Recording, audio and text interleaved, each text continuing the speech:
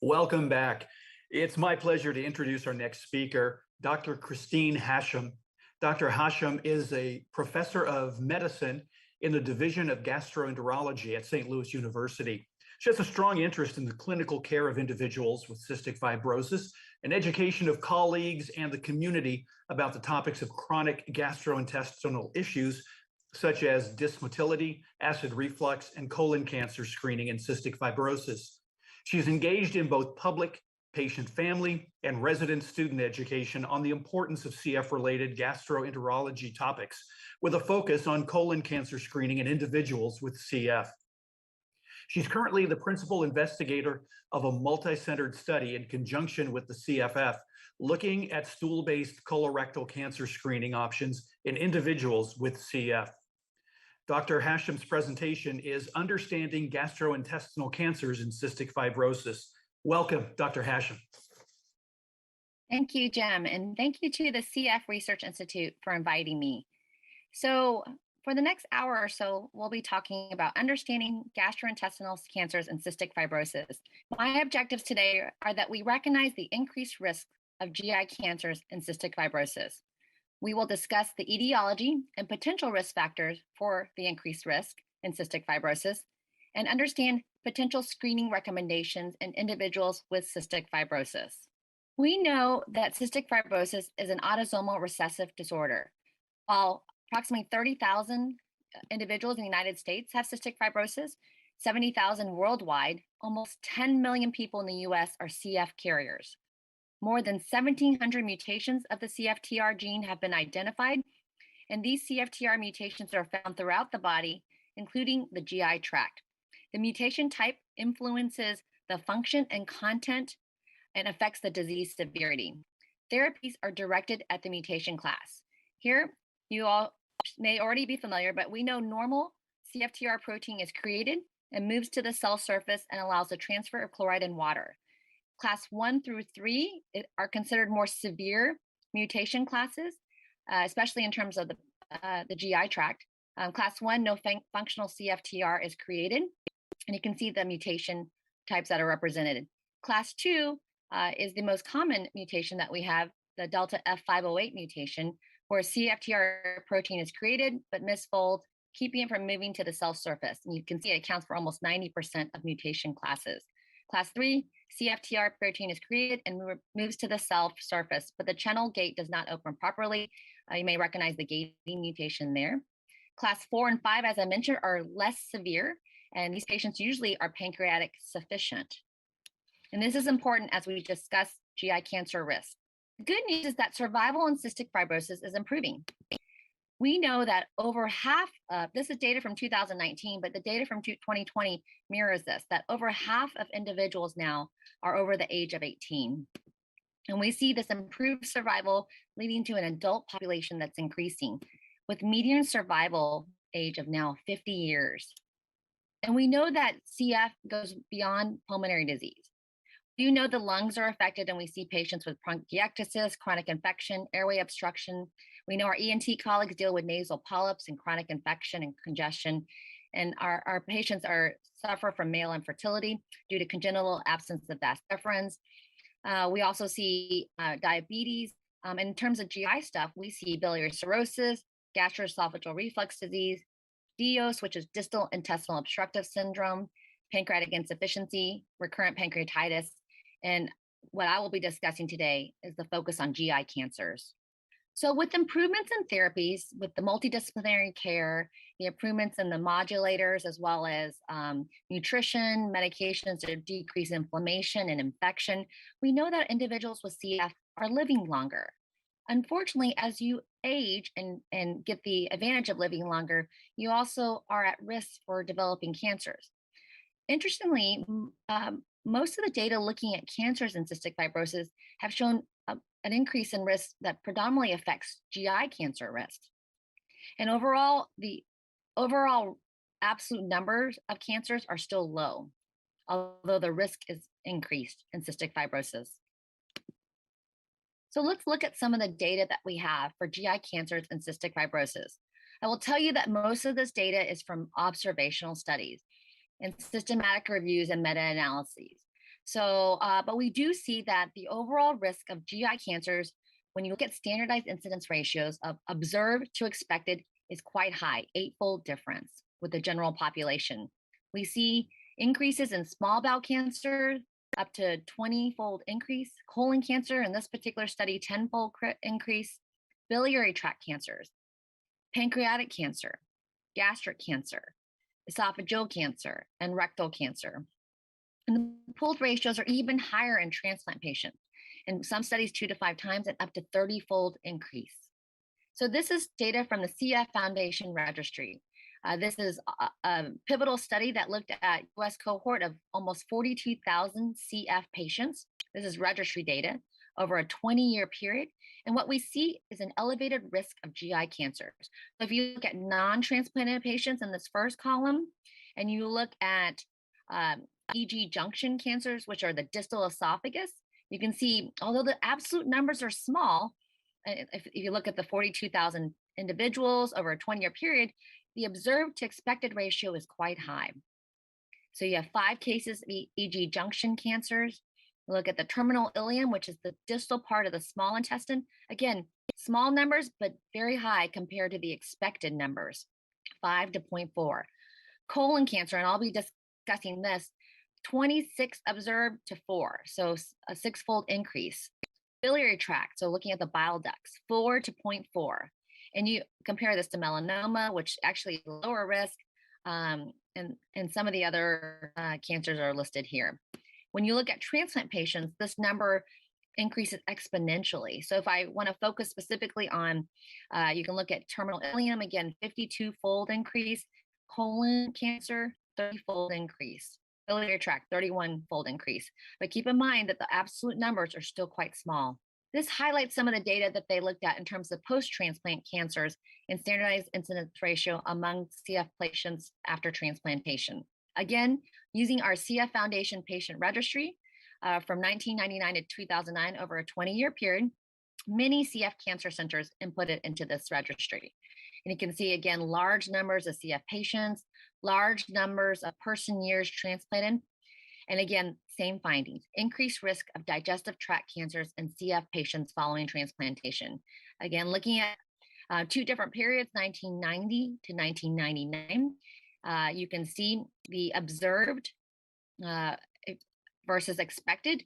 Again, small intestine, the standardized incidence ratio is 125, although there's only 1 observed to the expected. Colon cancer, again, high SIR, liver, etc. If you look at 2000 to 2009, similar standardized incidence ratios to account for the higher prevalence. This is data looking at age-specific incidence rates of bowel cancer. So what you see here on the y-axis here is age-specific rates per 100,000, on the x-axis age. And they compare the CF Foundation Registry with the Surveillance, Epidemiology, and End Results Program, which looks at the general population. And they looked at, starting at age 30, you can see a marked difference in the incidence rates of bowel cancer between CF patients and the general population. So they commented that the absolute risk or absolute incidence at age 30 almost mirrors the incidence at age 50 to 60 for the general population in regards to bowel cancer. So why are cystic fibrosis individuals at higher risk for GI cancers? Well, I wish I had the answer, but it's an unclear mechanism. So do you know from mice models that there is chronic gastrointestinal epithelial cell turnover? There are impairments in the CFTR gene, which lead to increased viscosity of secretions. We know that thick, gooey material, which causes impaired mucociliary clearance in the GI tract and causes mucosal obstruction and chronic inflammation. We know this from mice models and knockout mice. We know that there is some component of bacterial dysbiosis due to the viscosity and inflammation. We know that there are upregulation of oncogenes such as Wnt and beta-catenin. Over here, you can see as the CFTR is downregulated, Wnt oncogenes are upregulated, and these are very important in intestinal tissue homeostasis and intestinal cell survival and proliferation and differentiation. And we know that the diet may play a role. For years, we've recommended a high fat and high calorie diet to individuals with cystic fibrosis. We also know that the CFTR gene is downregulated, and this is a tumor suppressor gene. So, because of epigenetic regulation, such as promoter hypermethylation, messenger RNA transcription factors, we get downregulation of CFTR, which leads to increased proliferation and reduced apoptosis, mitochondrial dysfunction leading to increased reactive oxygen species generation, enhanced invasion and metastases and pro-inflammatory signaling, which is thought to lead to this increased GI cancer risk in CF individuals. And we don't yet know about the role of CFTR modulators. There's still not any data on what will happen, but we are hopeful that it will decrease the risk as it modulates the CFTR. Well, what are some overall risk factors for GI cancers and cystic fibrosis? Remember, all of this is mostly from observational studies, but what we do know is that men are at higher risk for GI cancers and cystic fibrosis. If you have had an episode of DIOS, which is distal intestinal obstructive syndrome, where you get that thick inspissated mucosal secretions in the right colon and terminal ileum, causing an obstructive picture. If you have a severe CFTR genotype, as I mentioned, severe is considered class 1 to 3, which really encompasses the majority of individuals with CF. And if you are post-lung transplantation, you are at higher risk for GI cancers based on epidemiologic studies. Let's look at some of these GI cancers a little bit more closely. First, I'll start with is esophageal cancer and cystic fibrosis. We know esophageal adenocarcinoma is mediated by acid reflux, so gastroesophageal reflux disease, which leads to Barrett's esophagus. And I'll show you right here. This is a normal esophagus. If you look on the left-hand cartoon or picture, the normal GE junction and the biopsies show stratified squamous epithelium that's healthy. In a patient with chronic acid reflux, that red salmon color mucosa extends proximally up the esophagus, and biopsies confirm these goblet cells or intestinal metaplasia. This is a precursor for esophageal adenocarcinoma. And you go from a normal esophagus to that salmon color mucosa, and unfortunately, patients develop esophageal adenocarcinoma with this image on the right. So we know that cystic fibrosis individuals have acid reflux. Gastroesophageal reflux disease is more common in cystic fibrosis. Again, the data from 2020 is similar to 2019, and we can see here that maybe 30 to 40% of individuals, both kids and adults, report gastroesophageal reflux disease in the registry. And 80 to 90% of CF post-lung transplant patients also report gastroesophageal reflux disease. So you have that acid milieu that is present for explaining the increased risk of esophageal adenocarcinoma in individuals with CF. So it's no wonder that there's been reports of increased esophageal adenocarcinoma risk of standardized incidence ratio of 56. Remember, that's compared to the general population if you have CF and your post-lung transplant. We have some small studies that show a 3-fold increase in the risk of Barrett's esophagus with a younger average age of diagnosis at 36. So keep in mind, I'll repeat this a lot, that CF individuals are not only at increased risk of GI cancers, but at an earlier age. In the general population, we start to think about Barrett's esophagus after you've had chronic GERD symptoms and you're in your 50s. We've even seen the development of Barrett's esophagus in children with cystic fibrosis. So that puts them at risk for long acid reflux exposure over time. So by the time they're 30, they've actually probably had it for 10, 20 years. There's some genetic testing that shows that CFTR gene is linked to Barrett's esophagus and esophageal adenocarcinoma. I will also say that there is very limited, but some data that shows that maybe esophageal squamous cell cancer may also have increased risks in cystic fibrosis. While there's increased risks, the absolute number is low. So screening recommendations at this time are lacking. I would say if your patient has acid reflux symptoms of longstanding duration, maybe 10 to 15 years, or if they have any red flags such as dysphagia, trouble swallowing, chest pain unexplained, nausea, vomiting, weight loss, have a low index of suspicion and consider doing an upper endoscopy sooner than later. What about small bowel cancers? I skipped the stomach because there's really very little data for gastric cancers, although some say that, again, individuals with cystic fibrosis are at increased risk of gastric cancer. Again, little is known about small bowel cancers, but we do know there's an increase of standardized incidence ratio of almost 20-fold. The one risk factor that's been listed in the literature is the history of DIOS, again, distal intestinal obstructive syndrome. And that makes sense because most of these small bowel cancers occur in that terminal ileum, which, if you look at this graphic here, you have the colon, I'm going up the rectum, sigmoid, descending, transverse, ascending. And where the ascending colon and the distal ileum or small bowel meet is the terminal ileum. That's where DIOS occurs. That's where all that thick mucus stool gets obstructed, and it may be causing stagnant inflammation, bacteria, dysbiosis, etc.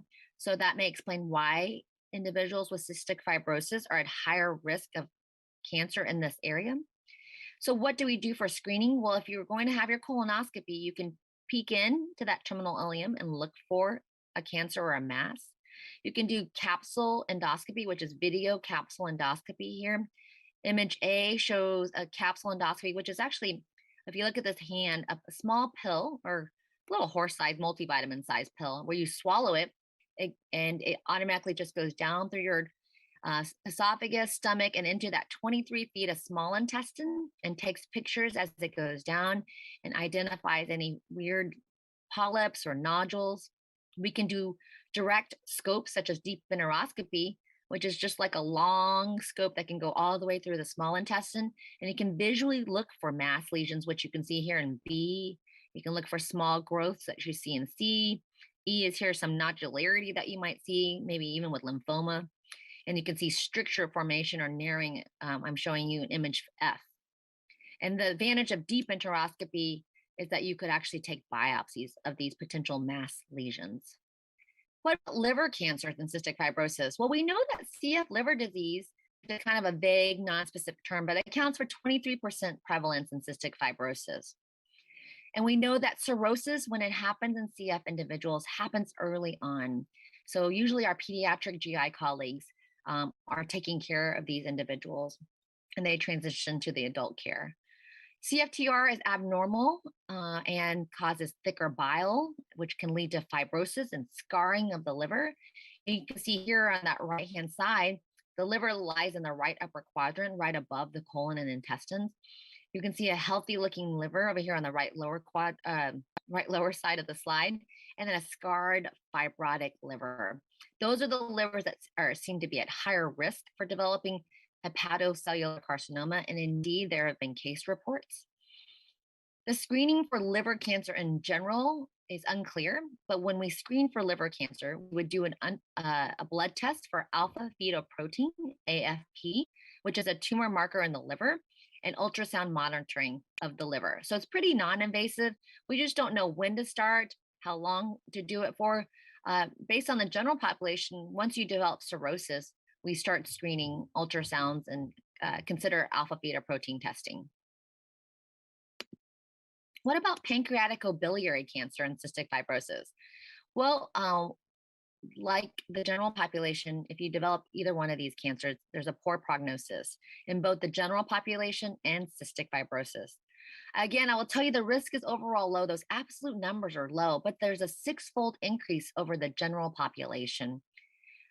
Like most GI cancers, the pathogenesis is unclear, but we do know that chronic pancreatitis in general is a risk factor for pancreatic cancer due to chronic inflammation.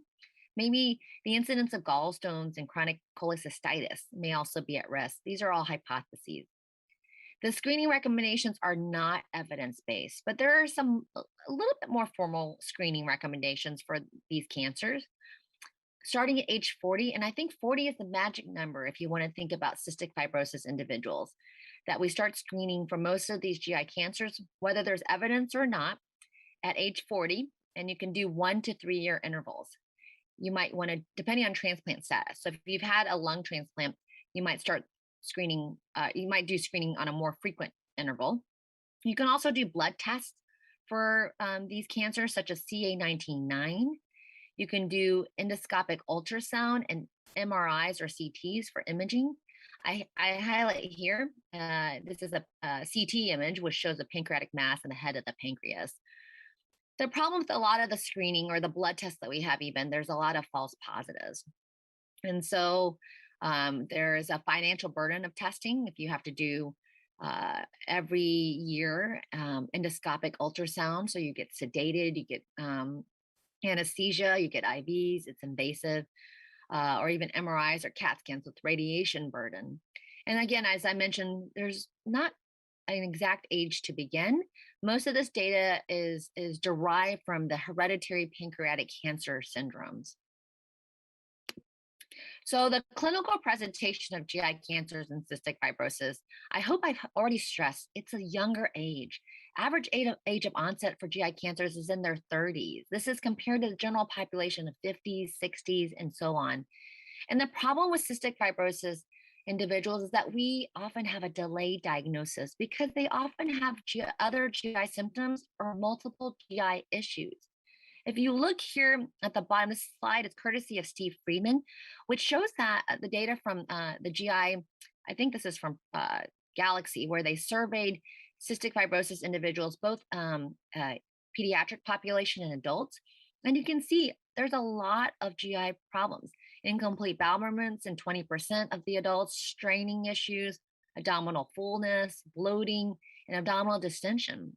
So you can see some of these symptoms can can be very confused with the same symptoms that you might expect when someone has colon cancer. And so I think that that explains why there may be a delay in diagnosis, and we don't expect it in such a young age of presentation. But remember that the most common GI cancer and cystic fibrosis is colon cancer, and be very much aware that these GI symptoms could be a sign of colon cancer. So I highlight these two patients that we had or have because it is very real. So although most of the data I give you is from epidemiologic and observational studies, our patients are developing cancer at a young age. So this is an individual with young colon cancer, a 42-year-old man, so very, very young, maybe old for cystic fibrosis, but young. Again, with delta F508 mutations, homozygous. So again, the severe genetic mutation, diabetes, pancreatic insufficiency, who had been on Trikafta for 1 year and had nonspecific GI symptoms. Really, they thought it was really like their GI symptoms from cystic fibrosis: bloating, early satiety, nausea, some reflux. Something that was concerning was new onset iron deficiency anemia. However, no overt bleeding that may signal GI bleeding, and no weight loss. And unfortunately, when we did an upper endoscopy, we found this is to orient you, this is an upper scope where we go in through the esophagus, look in the stomach, and in the small intestine. And we see here, coming from the small intestine, protruding into the stomach, a small bowel mass. This is food in the stomach. This is the esophagus. Image number 5 shows another smaller mass in the stomach.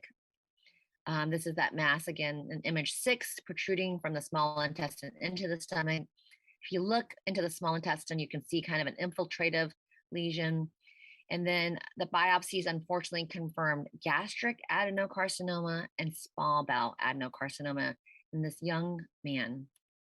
And when we did a colonoscopy for the same young man, because he had iron deficiency anemia, unfortunately found an obstructing mass in the colon, and really did not have any lower bowel symptoms. He just had the nonspecific abdominal discomfort and bloating feeling.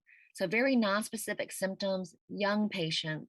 And what we saw was an obstructing colon cancer in the right colon with liver metastases. This is another patient who, again, is very young, 42, again, with cystic fibrosis and delta F508 homozygous. So that severe genotype I mentioned, which increases your risk for GI cancers. This individual also had a history of lung transplant. And again, I hope I highlighted that lung transplant increases your risk maybe 30-fold for GI cancers. She presented with some nonspecific right-sided abdominal pain, really was thought to maybe have constipation. She wasn't overly concerned. The CAT scan even showed some constipation here, maybe some thickening, maybe some appendicitis, but there was some thickening of the appendix and the right colon, maybe some mild enlarged lymph nodes, thought to read as more reactive than necessarily malignant. The arrow highlights what I just said. And unfortunately, when we did a colonoscopy, we found an 8 centimeter fungating, which means ugly looking, partially obstructing mass in the right colon. This highlights the parts of the colon. So hers was over in this area. And she underwent a right colonic resection. So before I talk about cystic fibrosis in individuals with colon cancer, which I'll spend the remainder of my talk, I want you to know that not only are individuals with cystic fibrosis at risk, many people in the general population are at risk. I highlight some of the celebrities that you may be familiar that have had colon cancer: Audrey Hepburn, the Black Panther, Chadwick Boseman, Farrah Fawcett.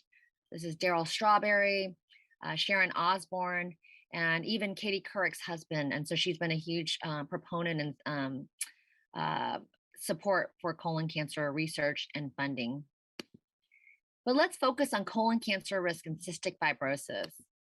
Again, the CFTR is a tumor suppressor gene, as shown in the GI tract of mice. And when you lose the CFTR gene, you get GI tumor formation due to that dysregulation of immune response.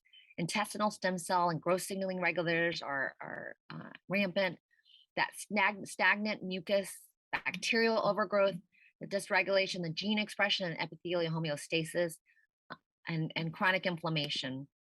And what we see is that nearly all colon cancer in individuals with CF is diagnosed before age 50. And in fact, the average age seems to be almost as early as in their 40s. So screening colonoscopy at age 45 or 50, which is the general population recommendation, is not appropriate in CF individuals. The majority of colon cancer in CF is also right-sided. What are risk factors for colon cancer and cystic fibrosis? Again, some of the same risk factors as in all GI cancers. Male sex, severe functional CF genotype, those class 1 to 3 mutations. F508 delta homozygosity, which explains many of our CF individuals. And if you are lucky to get over the age of 30 years, you have an increased risk of developing colon cancer. And as I mentioned, lung transplantation itself increases the risk almost 30-fold based on a number of studies. This is a pivotal study from Minnesota looking at screening colonoscopy at age 40 in individuals with cystic fibrosis. So screening means they had no symptoms. They just qualified because they were 40 years old and had cystic fibrosis.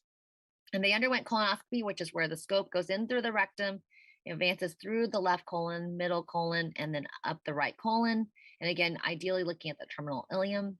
And what they found in these asymptomatic 40-year-old CF individuals were adenomatous polyps on initial screening in almost half of the individuals. Again, asymptomatic and much younger than the recommended age at the time. 25% had one or more advanced adenomas, which are precancerous growths that have higher potential for colon cancer. They may be large or have villus or pathology or dysplasia. And this is 5 times higher than the general population. And many had more than 3 precancerous polyps. So we think your risk of colon cancer is related to these adenomatous polyps, whether they're advanced and how many you have. And even if you had a negative initial screening colonoscopy, if you repeated the colonoscopy within 49 months, almost half had those precancerous polyps. And half of those had advanced adenomas. Again, a little higher risk for progressing to colon cancer. And the Minnesota colleagues are not alone. Studies have been done on individuals with cystic fibrosis in Australia, Minnesota, Canada. And what you find is that, look at this age at colonoscopy, they're all young, 30s and 40s. And what they find is that a large number of individuals have adenomatous polyps. These are these precancerous growths that if you can catch them and remove them, you decrease the risk. But for some reason, they're having higher risks or earlier age of onset of these precancerous polyps. The absolute numbers are on the left and the percentages in parentheses, and you can see increased number of colon cancers amongst this young age group in cystic fibrosis. So I hope that I've highlighted that the risk of cancer, specifically digestive tract cancers, is high in cystic fibrosis. And people with CF are developing GI cancers at a much earlier mean, 30, 40 years of age, and that the standardized incidence ratio for CF colon cancer is greater than many known risk factors. This is a table from a study looking at CF patients, non-transplanted. Again, if you look at the GI cancers, esophagus, non-digestive, stomach, small bowel, colon, I highlight the colon cancer risk in non-transplant patients of 7-fold increased risk. Post-transplant, look at this colon standardized incidence ratio of 30-fold. And you compare that to other non-CF patients who we already think have an increased risk. If you have a first-degree family member with colon cancer, your standardized incidence ratio is 2-fold. If you have siblings, 2-fold. If you have something called Lynch family cancer syndrome, which is HNPCC, which is a familial colon cancer syndrome, they get annual colonoscopies. Their standardized incidence ratio is only 3-fold. Even if you have IBD, inflammatory bowel disease, another risk factor for colon cancer, you can see what their standardized incidence ratios are. So we think about our general family history as a risk factor for colon cancer, inflammatory bowel disease, if they have diabetes, diet, whether they're overweight, eat a lot of red meat, and you can see the relative risk. But I put forth before you that cystic fibrosis and cystic fibrosis post-transplant individuals are even higher risk than your traditional risk factors for colon cancer. So it's no wonder that the Cystic Fibrosis Foundation and colleagues got together and created this special report, now almost 4 years old, 2018 published, which highlight colorectal cancer screening recommendations. And what they recommended, and this is our most robust screening recommendations for GI cancers, but this is for colon cancer. It's a shared decision between the patient and the provider, and it's jointly managed by the CF healthcare professional, which is usually a pulmonologist and an endoscopist or a GI physician. At this time, colonoscopy is the only recommended screening for colon cancer.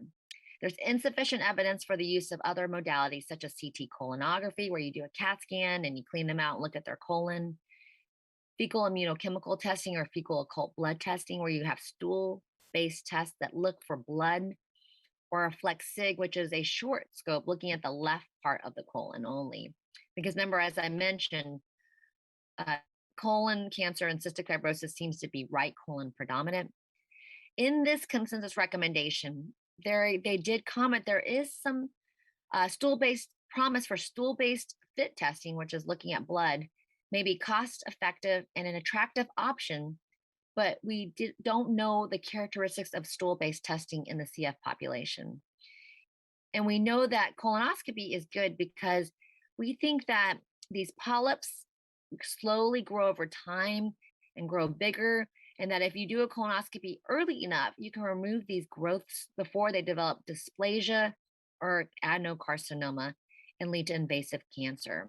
So the benefit of the colonoscopy is that you can not only detect early, but remove these potential growths that can develop into colon cancer.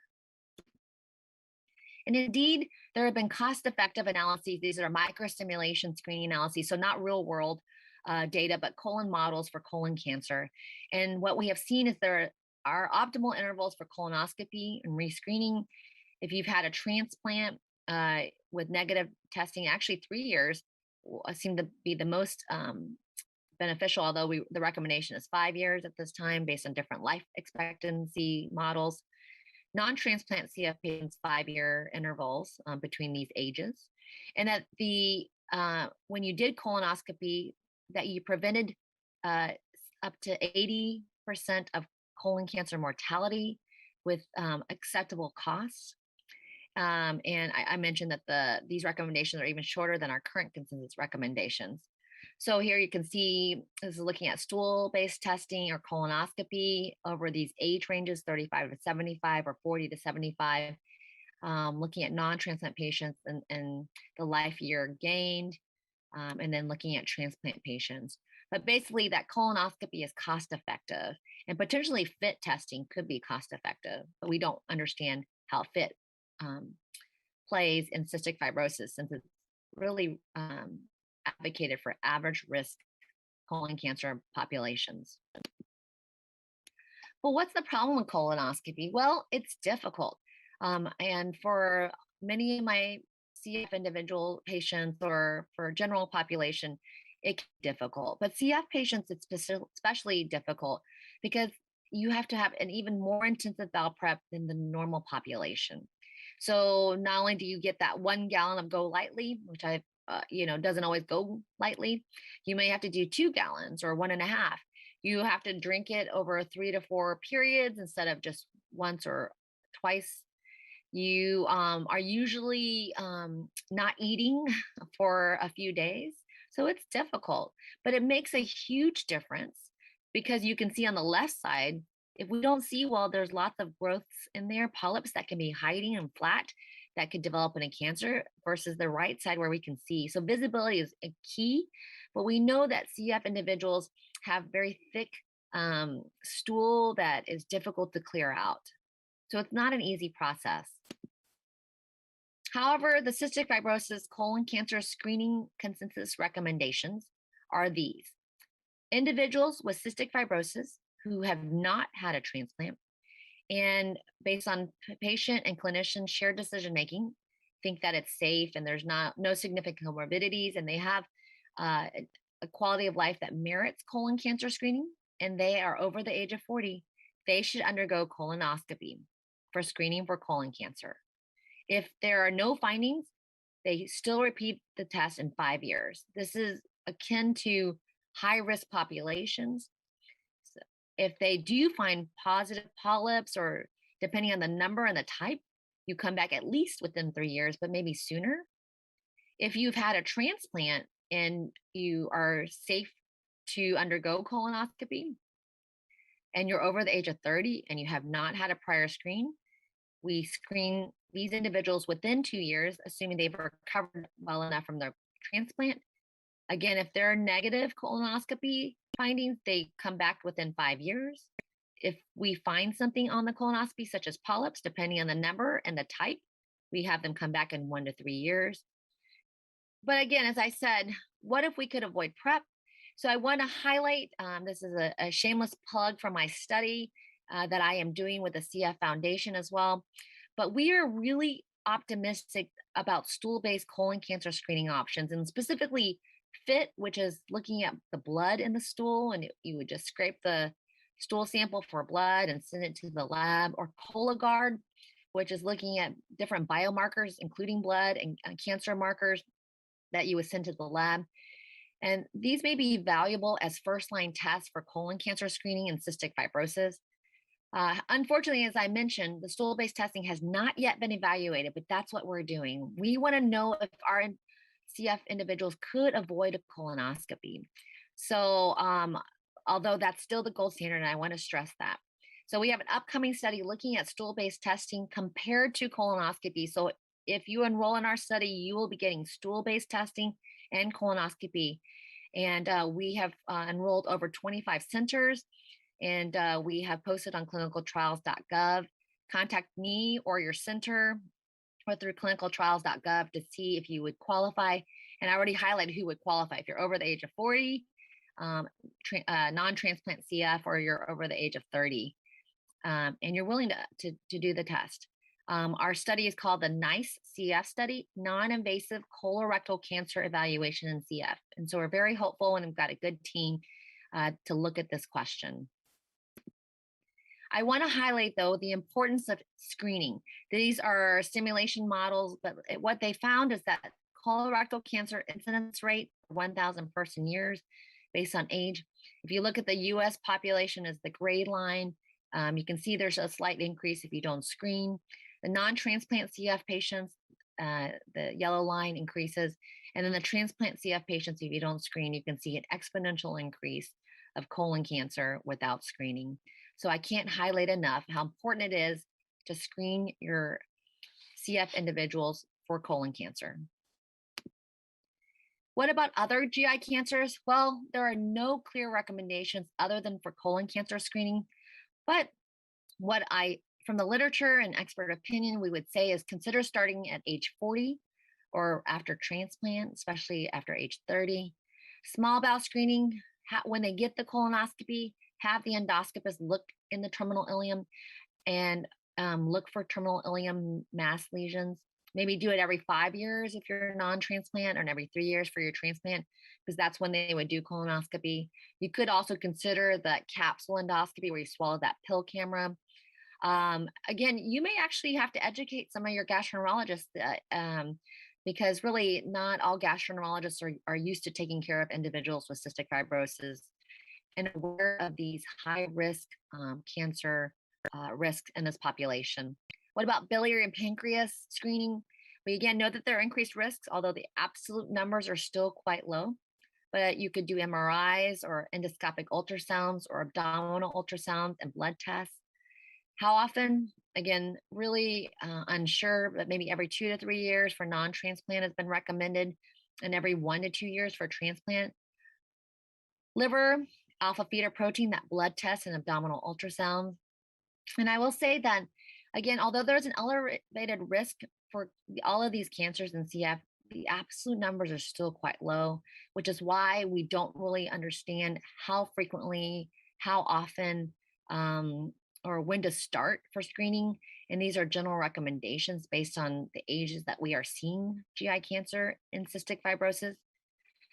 But I can't stress enough to investigate symptoms and not to assume that they're part of someone's chronic GI milieu, and not to dismiss these symptoms in CF individuals because of their young age, because we are seeing GI cancers at a young age, and their GI symptoms can mask what is happening inside. So my take-home points are that CF is a multi-system disease that involves the GI tract. So CFTR mutations play a role in GI cancer and an increased role of GI cancers in cystic fibrosis. I cannot highlight enough that the risk of colon cancer with CF may be greater than that even in Lynch syndrome based on some studies. So I believe that CF is a hereditary colon cancer syndrome or a GI cancer syndrome and should be taken very seriously and considered high-risk population.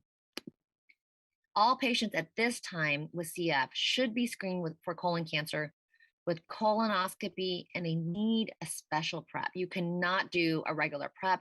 It really is so frustrating and disappointing for the endoscopist as well as for the patient when they've tried their best, but they were given a regular prep and they came in and it did not clean out well. We need to be able to see the colon tissue to really identify those subtle polyps that can turn into cancer. But have hope, because stool-based testing may be an option in the future for colon cancer. This is our logo. I just want to highlight the intersection between colon cancer ribbon and the CF ribbon. One of my residents designed that. She's gifted in that.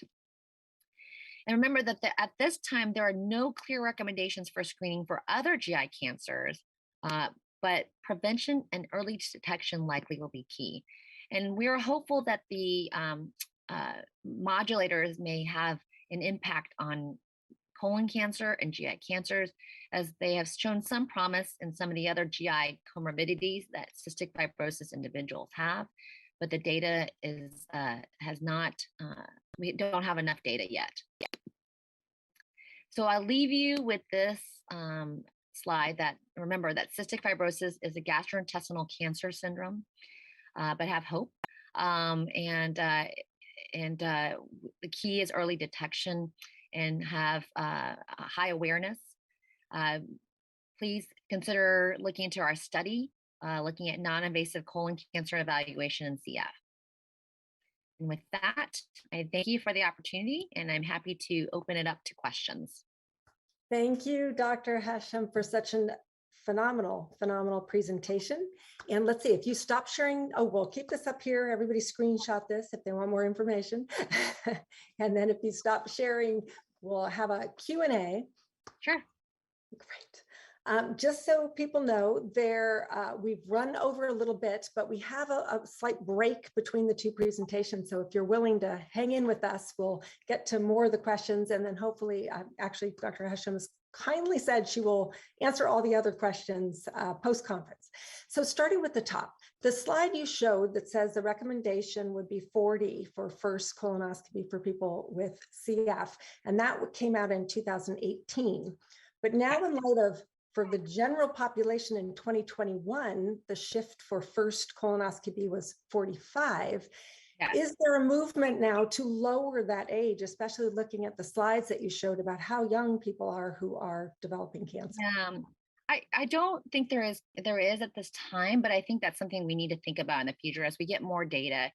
I think there's still a lot of unknown because we don't know if modulators will actually extend the time in terms of decreasing the risk of GI cancers.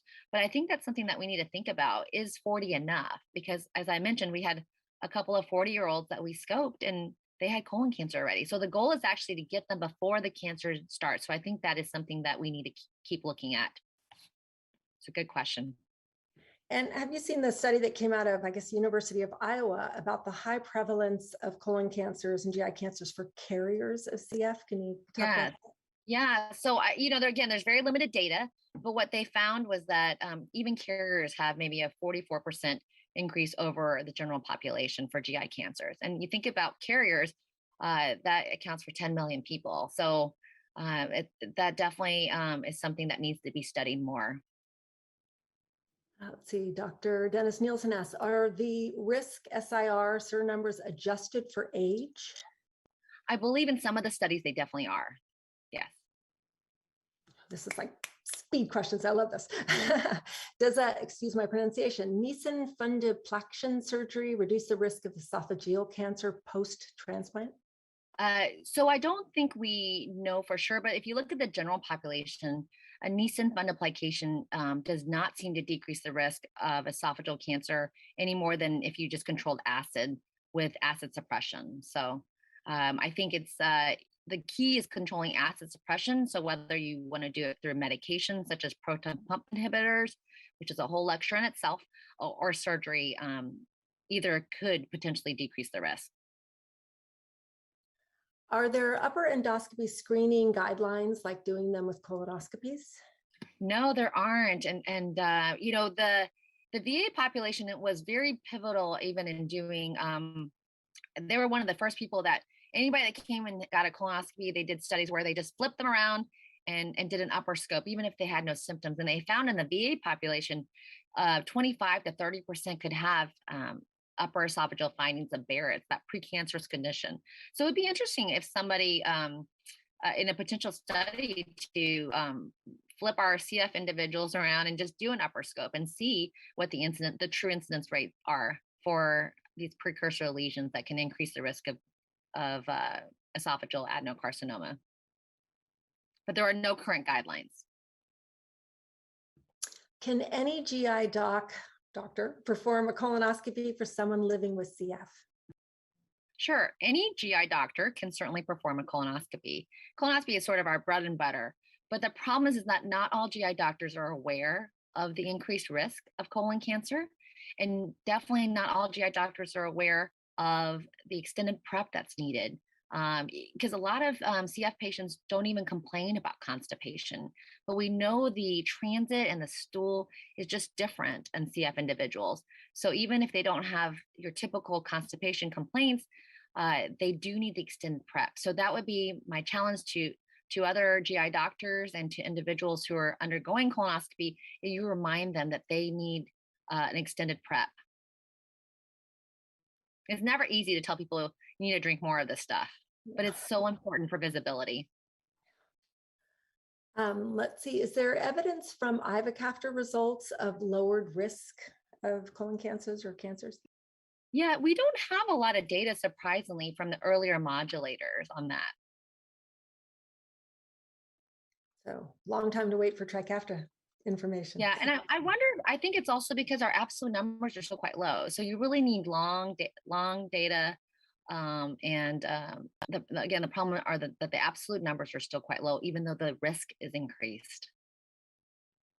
Would a mainly vegetarian diet help to reduce the risks?